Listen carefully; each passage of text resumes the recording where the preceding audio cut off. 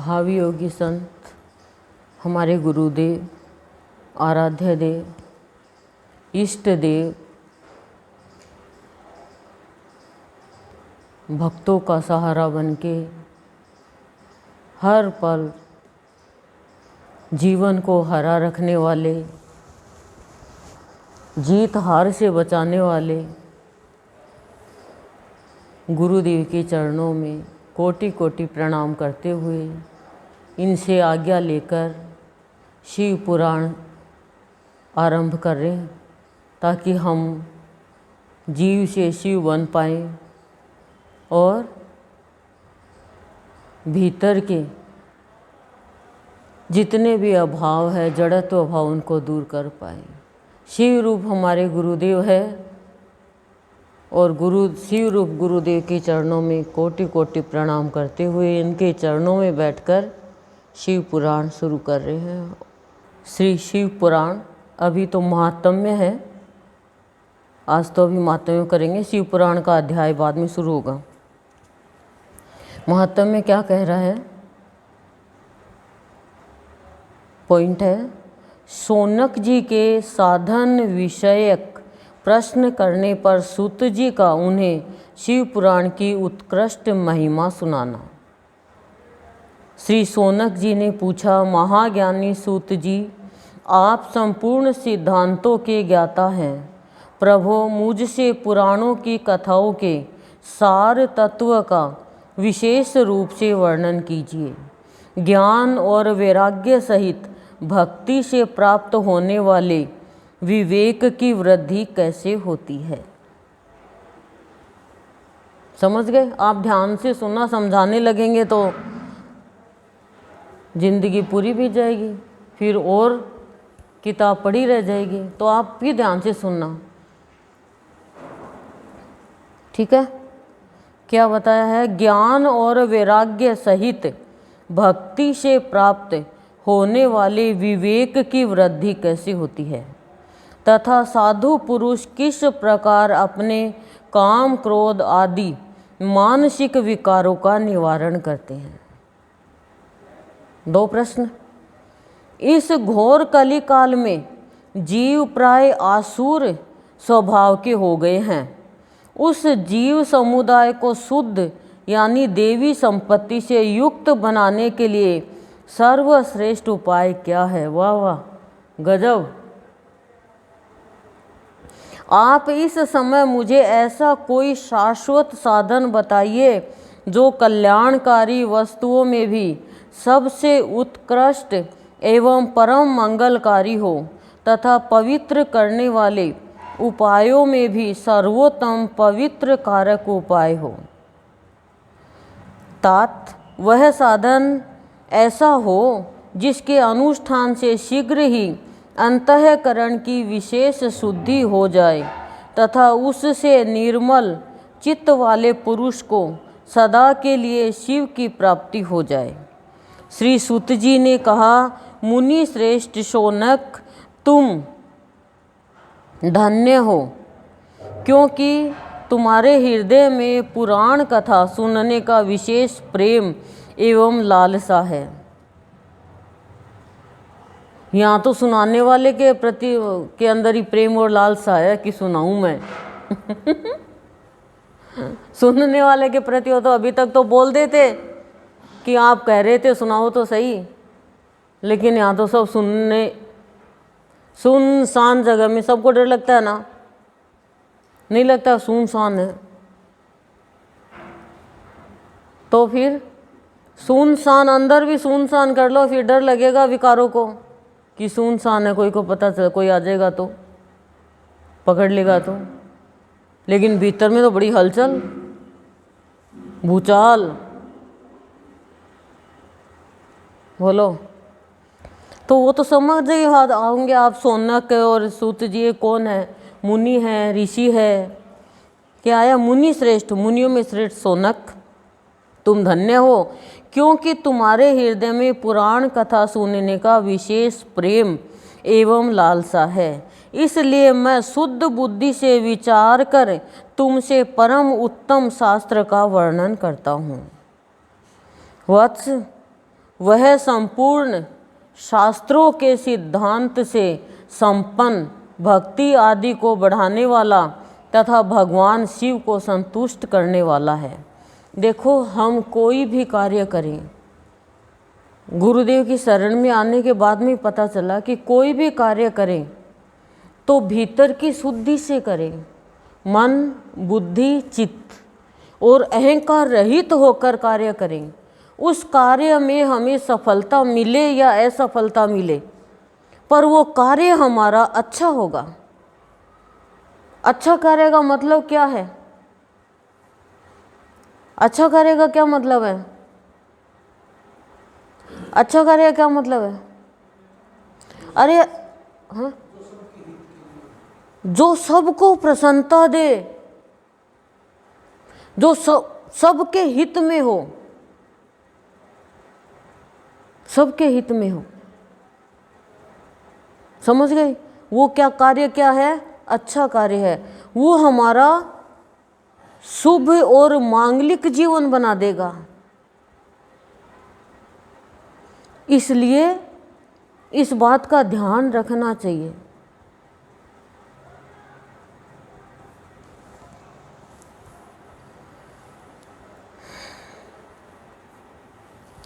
क्योंकि कानों के लिए रसायन अमृत स्वरूप तथा दिव्य है, तुम उसे श्रवण करो मुने, वह परम उत्तम शास्त्र है शिव पुराण, जिसका पूर्व काल में भगवान शिव ने ही प्रवचन किया था। यह काल रूपी सर्प से प्राप्त होने वाले महान त्रास का विनाश करने वाला उत्तम साधन है। गुरुदेव व्यास ने सनत कुमार मुनि का उपदेश पाकर बड़े आदर से संक्षेप में ही इस पुराण का प्रतिपादन किया है। इस पुराण के प्रणयन का उद्देश्य है कलयुग में उत्पन्न होने वाले मनुष्यों के परम हित का साधन, परम हित का साधन। और सबसे सारी जो बातें हमारी संतमणि में है, देखो मैं सुबह सुबह आपको संतमणि बताती हूँ, कितनी सारगर्भित बातें हैं उसमें। क्यों? जो सुबह बहनें सुनती हो तो सब तो नहीं सुन पाती, क्योंकि मैं तो 6 बजे से पहले ही बता देती हूँ। ब्रह्म मुहूर्त में, ब्रह्म में रम, फिर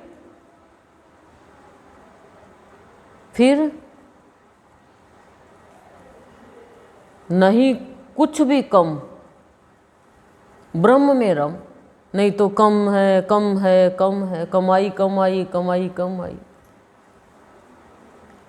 और या फिर ब्रह्म में रम, फिर नहीं रहेगी शर्म। ब्रह्म में रमने के बाद में शर्म नहीं रहती है। यह शिव पुराण परम उत्तम शास्त्र है। इसे इस भूतल पर भगवान शिव का वांग्मय स्वरूप समझना चाहिए और सब प्रकार से इसका सेवन करना चाहिए। इसका पठन और श्रवण सर्व साधन रूप है।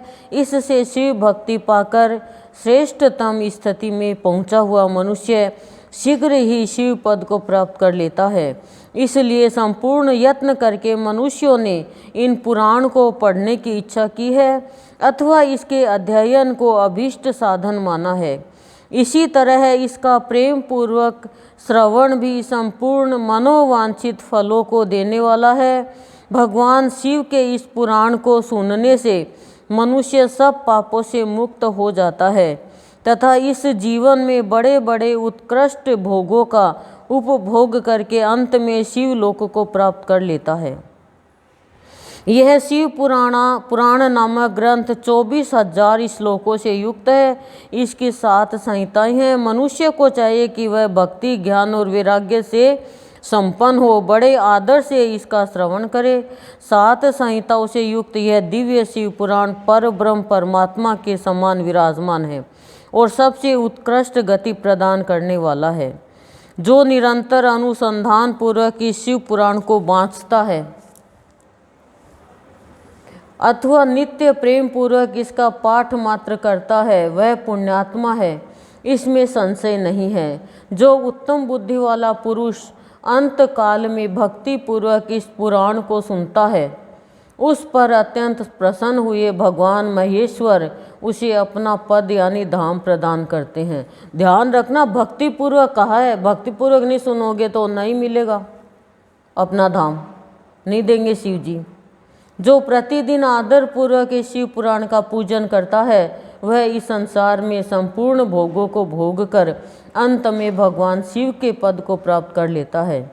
कुछ तो अंश मिलेगा, थोड़ी देर की शांति तो मिल ही जाएगी। बुखार हो रही है तो एक टेबलेट से तो बुखार उतरेगी नहीं, वो तो पूरा कोर्स ही लेना पड़ेगा। कोर्स नहीं लोगे तो बीमारी ठीक नहीं होगी। अब एक टेबलेट ले लिया भाई ठीक हो जाए तो नहीं होगी। 3 घंटा की होती है वो टेबलेट, 3 घंटा बाद में फिर, ये 6 घंटा की, 6 घंटा बाद में फिर, तो 6 घंटे के बाद में वापस दवाई लो। और जब बुखार उतरती है तो पसीने आते हैं, गर्मी लगती है ना। और जब भक्ति करते हैं, भगवान से मिलना होता है तो पहले बहुत भूचाल आता है जीवन में, आंधी तूफान कष्ट परेशानी सब वो सहन करता हुआ आगे बढ़ता है। धक्का लगता है, मुक्का लगता है, डुक्का लगता है, थप्पड़ लगती है, मानसिक कष्ट, शारीरिक कष्ट, हर तरफ से जिधर हाथ डाले उधर से, जिधर हाथ डाले उधर से। फिर भगवान देख लेते, हाँ इसको मेरी ज़रूरत है, अब ये छोड़ेगा नहीं मुझे, तब भगवान सबको साफ कर देते हैं, बादलों को। बादल है वो तो गड़गड़ा के चले जाएंगे। बोलो कुछ तो बोलो। सीता ने यही तो कहा, पहचान है। अरे पहचानो कि संत है रावण है, मैंने पहचाना नहीं तभी तो मैं फंस गई।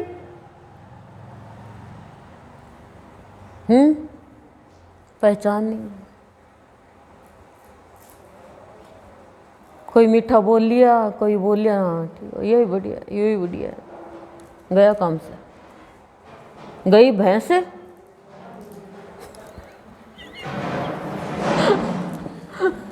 तुरंत पूरा कर देते। लेकिन भावयोगी की कृपा से जब भाव की सवारी हो जाती है रोम रोम में, तो फिर कोई वार ही नहीं कर सकता। कोई वार कौन?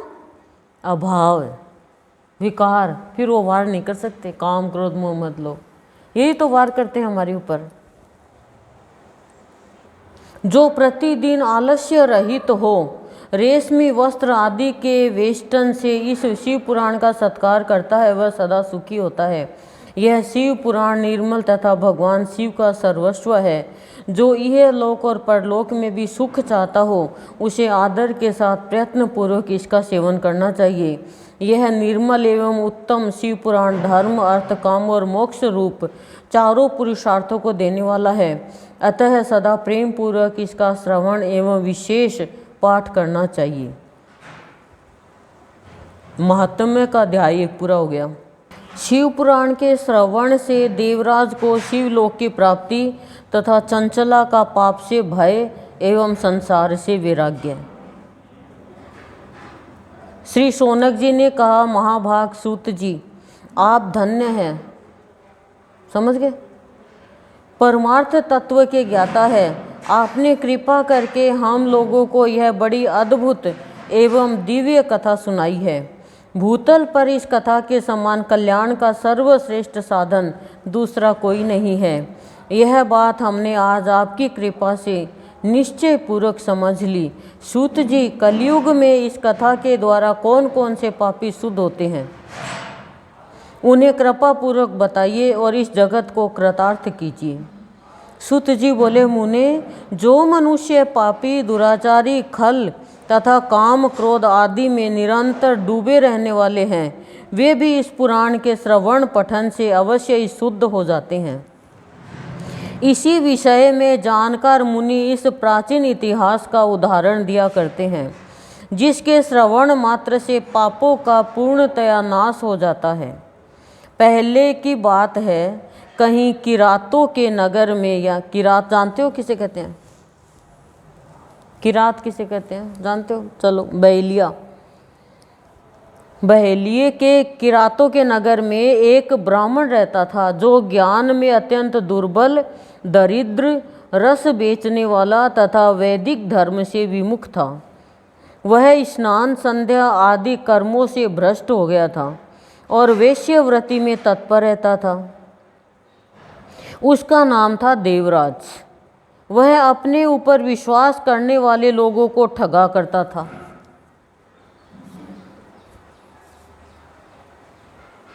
उसने ब्राह्मणों, क्षत्रियों, वैश्यों, शूद्रों तथा दूसरों को भी अनेक बहानों से मारकर उनका धन हड़प लिया था। परंतु इस पापी का थोड़ा सा भी धन कभी धर्म के काम में नहीं लगा था।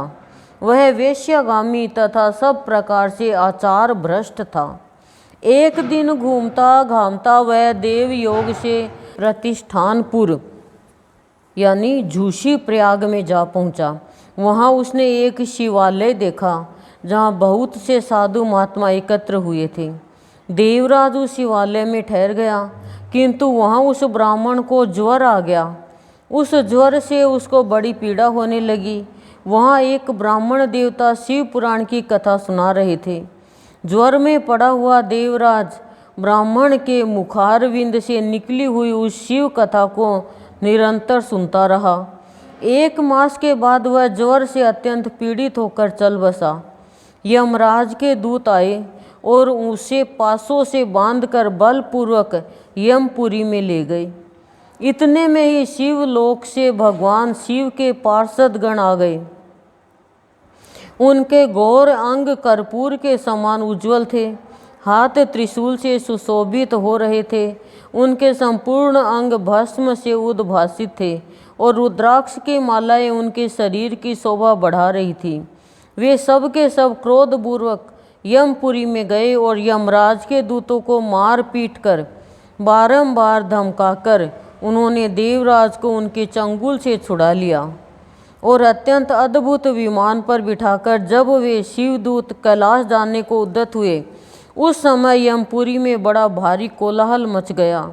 उस कोलाहल को सुनकर धर्मराज अपने भवन से बाहर आए।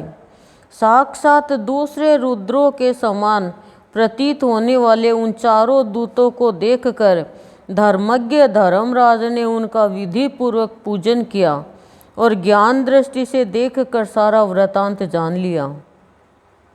उन्होंने भय के कारण भगवान शिव के उन महात्मा दूतों से कोई बात नहीं पूछी, उल्टे उन सबकी पूजा एवं प्रार्थना की।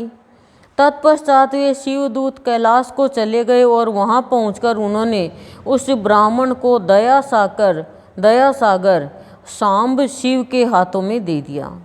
शौनक जी ने कहा, महाभाग सूत जी, आप सर्वज्ञ हैं। महामते, आपके कृपा प्रसाद से मैं बारंबार कृतार्थ हुआ। इस इतिहास को सुनकर मेरा मन अत्यंत आनंद में निमग्न हो रहा है। अतः अब भगवान शिव में प्रेम बढ़ाने वाली शिव संबंधिनी दूसरी कथा भी कहिए। क्या नाम था? देवराज। वो बहुत पापी था, लेकिन वो बुखार आने से शिव पुराण की कथा मजबूरी में भी सुन ली, तो उसको शिव जी के दूत लेने के लिए आ गए, मुक्ति हो गई। लेकिन हम कोई भी कथा कहें, चाहे शिव पुराण कहें, चाहे विष्णु पुराण कहें, चाहे ब्रह्म पुराण कहें, ध्यान में गुरुदेव ही रहना चाहिए। आप कहीं भी जाओ, आपके ध्यान में आपका पति रहता है और बच्चे रहते हैं। ध्यान लगाते नहीं हो कि मैं मेरे पति का ध्यान लगाती हूँ, वो ध्यान में रहती हैं। ओहो टाइम हो गई, ओहो टाइम हो गई। किसकी टाइम हो गई? टाइम तो एक ही आती है बस। 2 टाइम होते हैं, एक जन्म की, एक मरण की। एक टाइम आती है शादी की। वो टाइम आए तो ठीक, नहीं आए तो ठीक है। वो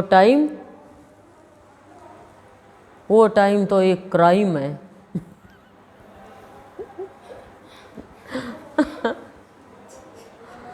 वाह भाई वाह। दूसरी कथा। श्री सूत जी बोले, शौनक सुनो, मैं तुम्हारे सामने गोपनीय कथा वस्तु का भी वर्णन करूंगा। क्योंकि तुम शिव भक्तों में अग्रगण्य तथा वेदों में श्रेष्ठ हो। समुद्र के निकटवर्ती प्रदेश में एक वाशकल नामक ग्राम है, जहाँ वैदिक धर्म से विमुख महापापी द्विज निवास करते हैं। वे सब के सब बड़े दुष्ट हैं।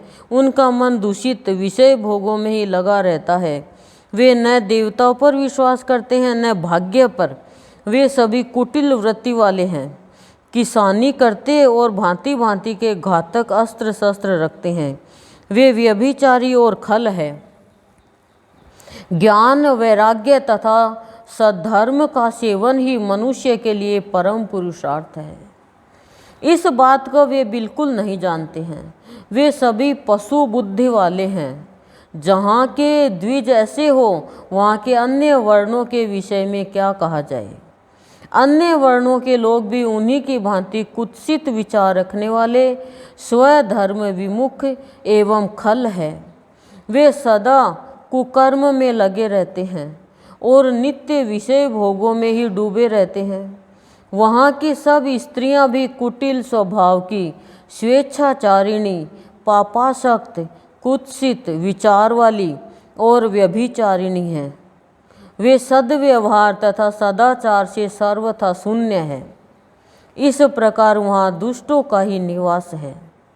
उस वाशकल नामक ग्राम में किसी समय एक बिंदुक नामधारी ब्राह्मण रहता था। वह बड़ा अधम था, दुरात्मा और महापापी था। यद्यपि उसकी स्त्री बड़ी सुंदरी थी, तो भी वह कुमार्ग पर ही चलता था। उसकी पत्नी का नाम चंचूला था। वह सदा उत्तम धर्म के पालन में लगी रहती थी, तो भी उसे छोड़कर वह दुष्ट ब्राह्मण वेश्यागामी हो गया। इस तरह कुकर्म में लगे हुए उस बिंदुक के बहुत वर्ष व्यतीत हो गए। उसकी स्त्री चंचूला काम से पीड़ित होने पर भी स्वधर्म नाश के भय से क्लेश सहकर भी दीर्घ काल तक धर्म से भ्रष्ट नहीं हुई, परंतु दुराचारी पति के आचरण से प्रभावित हो आगे चलकर वह स्त्री भी दुराचारिणी हो गई। इस तरह दुराचार में डूबे हुए उन मूढ़ चित्त वाले पति पत्नी का बहुत सा समय व्यर्थ बीत गया। तदंतर शूद्र जातीय वेश्या का पति बना हुआ वह दूषित बुद्धि वाला दुष्ट ब्राह्मण बिंदुक समयानुसार मृत्यु को प्राप्त हो नरक में जा पड़ा। बहुत दिनों तक नरक के दुख भोगकर वह मूढ़ बुद्धि पापी विंध्य पर्वत पर भयंकर पिशाच हुआ।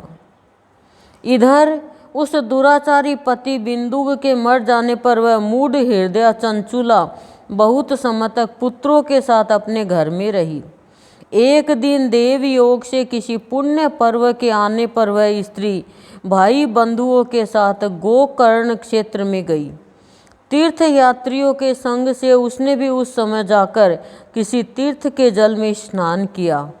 फिर वह साधारणतया मेला देखने की दृष्टि से बंधुजनों के साथ यत्र तत्र घूमने लगी। घूमती घामती किसी देव मंदिर में गई और वहाँ उसने एक देवज्ञ ब्राह्मण के मुख से भगवान शिव की परम पवित्र एवं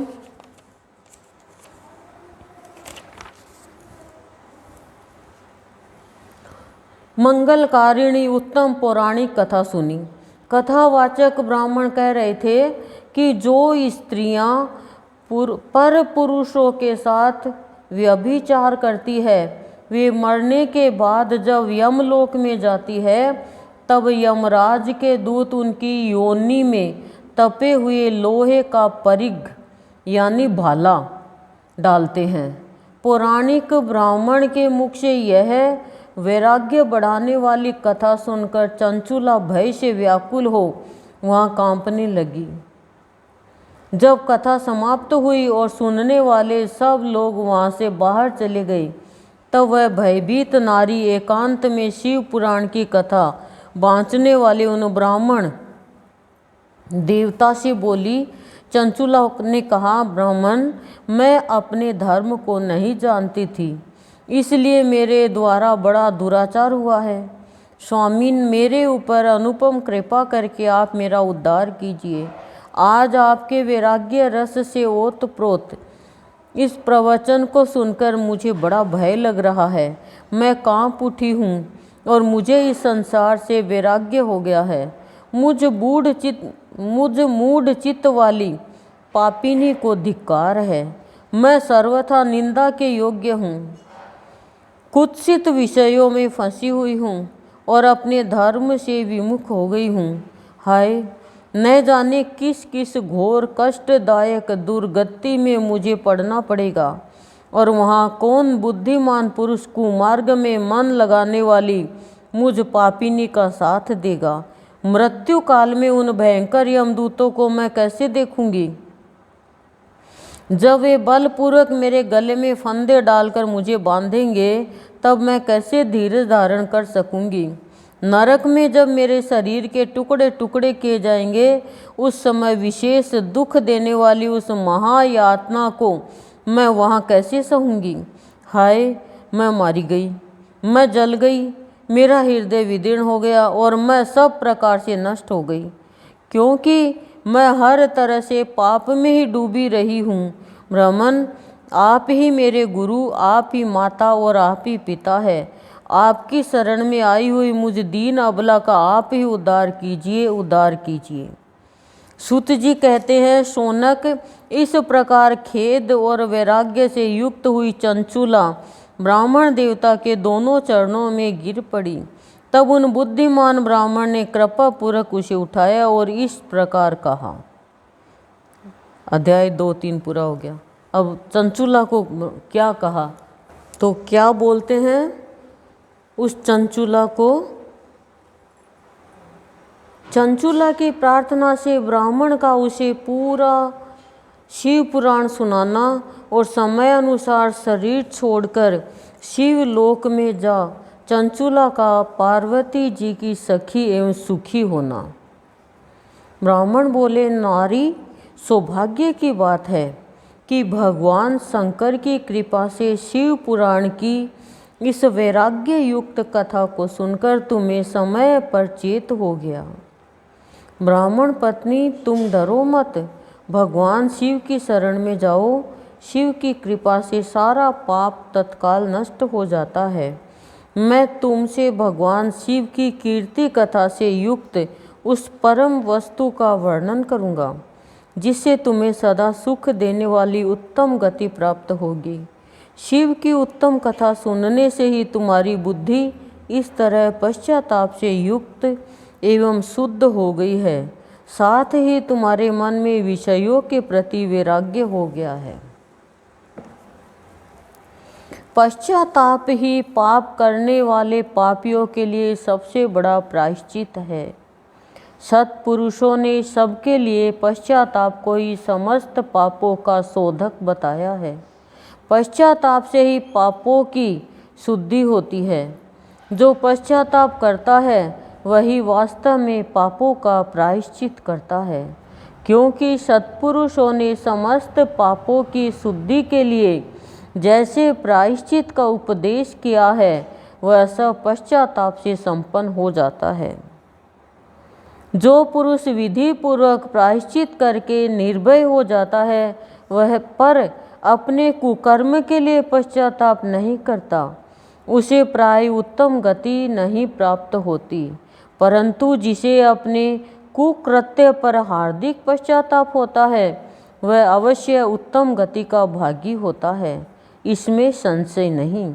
इस शिव पुराण की कथा सुनने से जैसी चित्त शुद्धि होती है वैसी दूसरे उपायों से नहीं होती। जैसे दर्पण साफ करने पर निर्मल हो जाता है उसी प्रकार ही शिव पुराण की कथा से चित्त अत्यंत शुद्ध हो जाता है, इसमें संशय नहीं है। मनुष्यों के शुद्ध चित्त में जगदम्बा पार्वती सहित भगवान शिव विराजमान रहते हैं। इससे वह विशुद्धात्मा पुरुष श्री सांब सदाशिव के पद को प्राप्त होता है। इस उत्तम कथा का श्रवण समस्त मनुष्यों के लिए कल्याण का बीज है। अतः यथोचित शास्त्रोक्त मार्ग से इसकी आराधना अथवा सेवा करनी चाहिए। यह भाव बंधन रूपी रोग का नाश करने वाली है। यह भव बंधन रूपी रोग का नाश करने वाली है। भव भी भाव ही दिखने लग गया अब तो। सभी प्राणी भाव के भूखे हैं, लेकिन भाव का पता नहीं है भाव है क्या। ये देखो, ये कैसा अभाव है जो भाव सा प्रतीत होता है। अब आप समझोगे नहीं इस चीज को। बहुत बार मैं तो कहती हूँ गुरुदेव कैसा भाव है जो भाव सा प्रतीत होता है।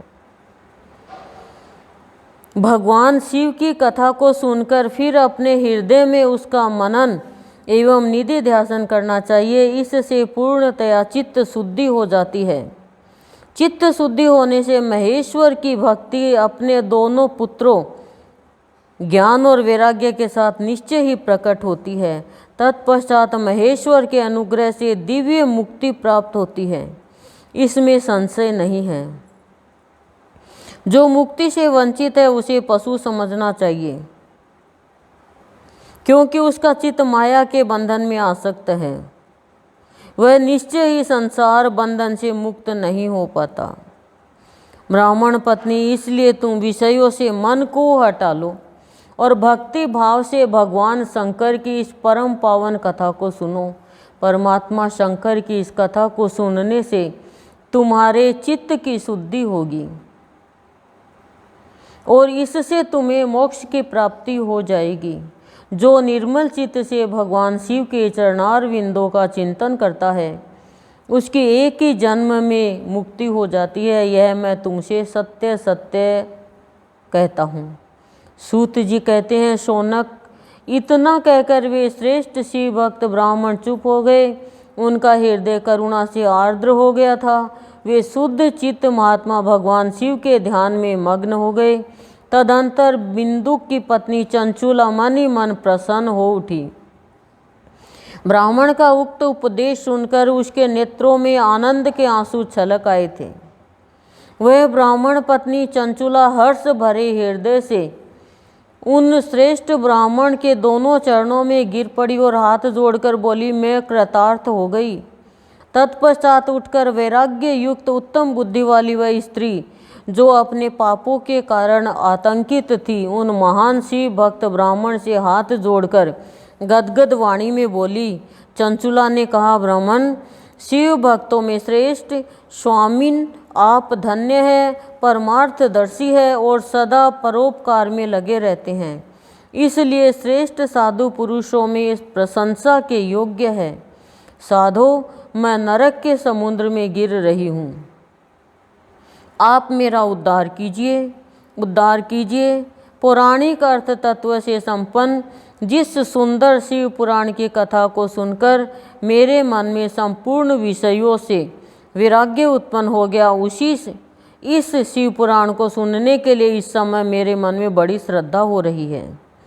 सूत जी कहते हैं, ऐसा कहकर हाथ जोड़ उनका अनुग्रह पाकर चंचुला उस शिव पुराण की कथा को सुनने की इच्छा मन में लिए उन ब्राह्मण देवता की सेवा में तत्पर हो वहाँ रहने लगी।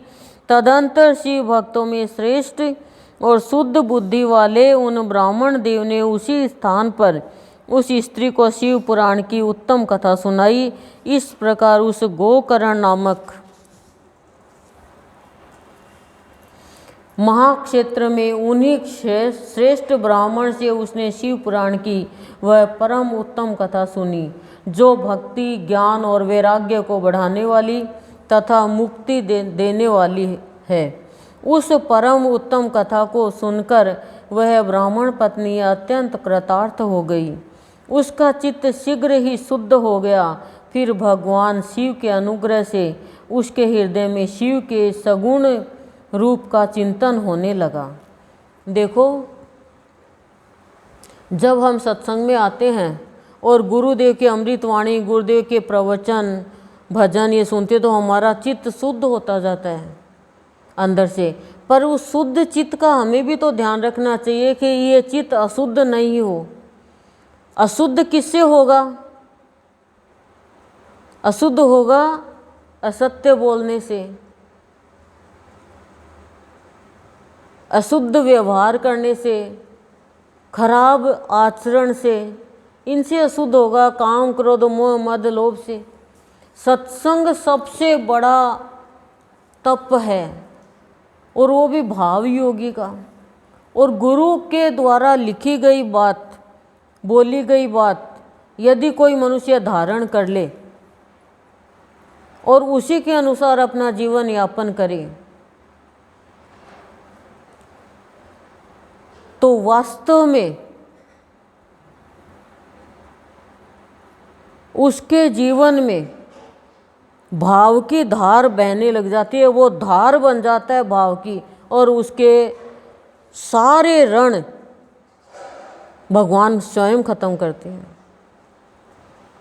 लेकिन धारण करने के लिए पात्र तो चाहिए, सुनने के लिए एकाग्रता तो चाहिए, उसके आदर तो चाहिए उसके भाव के प्रति।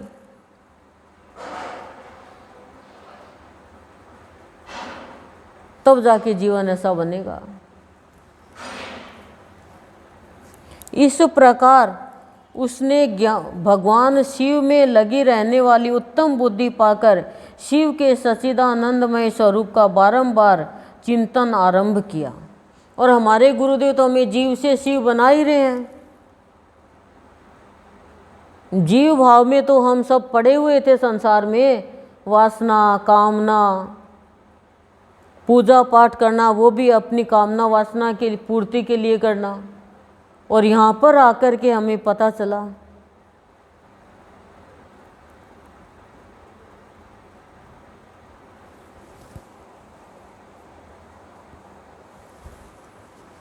कि हमारा जीवन तो यूं ही चला जाता। मैं तो तुच्छ समझ रही थी अपने आप को, पर गुरु ने मुझे तुच्छ रहने नहीं दिया। तुच्छ कौन है? तुच्छ वो है जो कुछ के लिए भागता है, समझी? वो तुच्छ है। अनुभव करो अपने आप में, तुच्छ ही थे, कुछ के लिए भाग रहे थे। यानी कुछ क्या है? संसार की चीजें।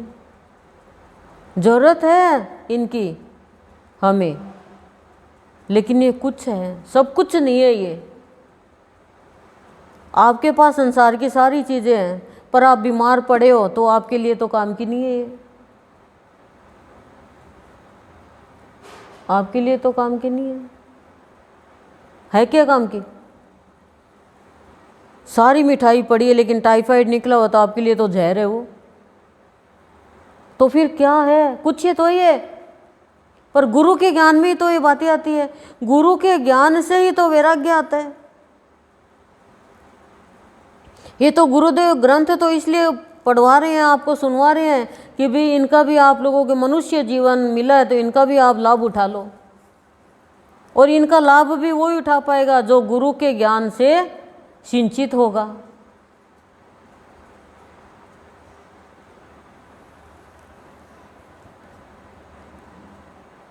तत्पश्चात समय के पूरे होने पर भक्ति, ज्ञान और वैराग्य से युक्त हुई चंचुला ने अपने शरीर को बिना किसी कष्ट के त्याग दिया।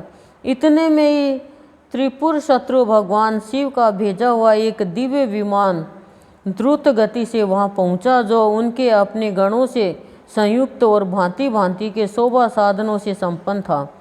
चंचुला उस विमान पर आरूढ़ हुई और भगवान शिव के श्रेष्ठ पार्षदों ने उसे तत्काल शिवपुरी में पहुंचा दिया। देखो, उसका पति तो राक्षस बन गया, क्या क्या बन गया, नरक में गया। और बुरा काम तो इसने भी किया, पर संग के कारण इसको आध्यात्मिक जीवन जीने के लिए गुरु मिल गया और संग अच्छा हो गया, तो इसको शिव के गण लेने आ गए। इतनी बड़ी कृपा है भक्ति में। उसके सारे मल धुल गए थे, वह दिव्य रूप धारिणी दिव्यांगना हो गई थी। उसके दिव्य अवयव उसकी शोभा बढ़ाते थे। मस्तक पर अर्धचंद्र का मुकुट धारण किए हुए वह गौरांगी देवी शोभाशाली दिव्य आभूषणों से विभूषित थी। शिवपुरी में पहुंचकर उसने सनातन देवता त्रिनेत्रधारी महादेव जी को देखा। सभी मुख्य देवता उनकी सेवा में खड़े थे। गणेश, भृंगी, नंदीश्वर तथा वीरभद्रेश्वर आदि उनकी सेवा में उत्तम भक्ति भाव से उपस्थित थे। उनकी अंग कांति करोड़ों सूर्य के समान प्रकाशित हो रही थी। कंठ में नील चिन्ह शोभा पाता था। 5 मुख और प्रत्येक मुख में 3-3 नेत्र थे। मस्तक पर अर्धचंद्राकार मुकुट शोभा देता था। उन्होंने अपने वामांग भाग में गौरी देवी को बैठा रखा था, जो विद्युत पुंज के समान प्रकाशित थी। गौरीपति महादेव जी की कांति कपूर के समान गौर थी। उनका सारा शरीर श्वेत भस्म से भासित था। शरीर पर श्वेत वस्त्र शोभा पा रहे थे। इस प्रकार परम उज्ज्वल भगवान शंकर का दर्शन करके वह ब्राह्मण पत्नी चंचुला बहुत प्रसन्न हुई। अत्यंत प्रीति युक्त होकर उसने बड़े उतावली के साथ भगवान को बारंबार प्रणाम किया। फिर हाथ जोड़कर वह बड़े प्रेम, आनंद और संतोष से युक्त हो विनीत भाव से खड़ी हो गई। उसके नेत्रों से आनंद आश्रुओं की अविरल धारा बहने लगी तथा संपूर्ण शरीर में रोमांच हो गया। उस समय भगवती पार्वती और भगवान शंकर ने उसे बड़ी करुणा के साथ अपने पास बुलाया और सौम्य दृष्टि से उसकी ओर देखा। पार्वती जी ने तो दिव्य रूप धारिणी बिंदु प्रिया चंचुला को प्रेम पूर्वक अपनी सखी बना लिया। वह उस परमानंद घन ज्योति स्वरूप सनातन धाम में अविचल निवास पाकर दिव्य सौख्य से संपन्न हो अक्षय सुख का अनुभव करने लगी। देखो आप कितनी आप सार बात ले वो इसमें तो कितनी बड़ी सार बात बता दी कि पति पत्नी और पति नरक में गया, पत्नी उसकी विधवा बन के रह रही है।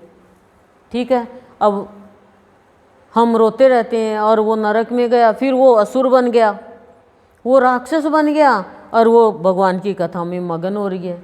तो मनुष्य के खुद के कर्म ही खुद के काम आते हैं, चाहे पति हो चाहे पत्नी हो।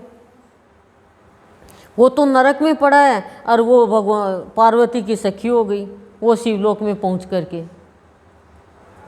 सोचो आप, लेकिन हम लोग अज्ञानता के कारण और अंधकार में पड़े रहते हैं, ये मेरा ये मेरा ये मेरा, और कर्म खराब करते रहते हैं। कर्म खराब वही करेगा जिसको भ्रम रहेगा कि मैं सब कुछ कर दूंगा, कर दूंगी, इसका भी भला कर दूंगी, इसका भी बुरा कर दूंगी, इसको भी संवार दूंगी, इसका भी बिगाड़ दूंगी। ये सब गलतफहमी है। मनुष्य के खुद के कर्म ही सजाते हैं, खुद के कर्म ही संवारते हैं, खुद के कर्म ही बिगाड़ते हैं और खुद के कर्म ही शांति देते हैं, खुद के कर्म ही अशांति देते हैं, खुद के कर्म ही भगवान से मिलाते हैं, खुद के कर्म ही और योनि में जाने को मजबूर करते हैं।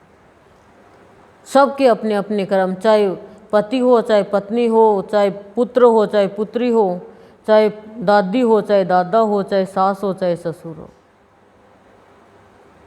अब देखते हैं, कोई मर गया वो तो बन गया, कोई भेड़ बन गया, कोई बकरी बन गया, कोई ऊँट बन गया, कोई धर्म महात्माओं के घर में जन्म ले लिया, उनकी पत्नियां रो रही है, श्राद्ध निकाल रही है। चलो अच्छा है, निकालना चाहिए, मना नहीं करते हम तो। श्राद्ध के लिए कुछ दे तो अच्छा, किसी के मुंह में ही लग जाए, कोई का भलाई हो जाए इस बहाने।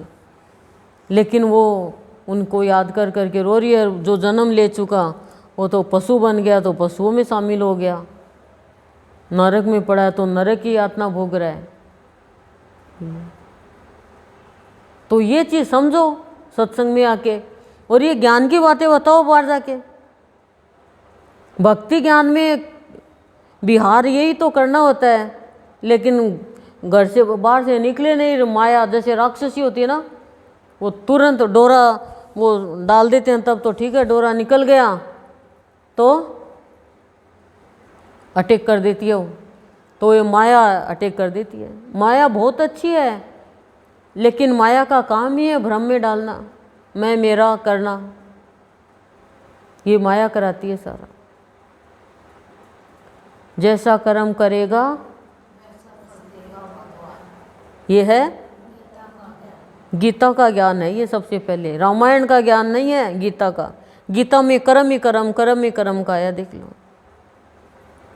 जैसा कर्म करेगा वैसा फल देगा भगवान, ये है गीता का ज्ञान, ये है गुरु का ज्ञान। गुरु की विशेषता क्यों है?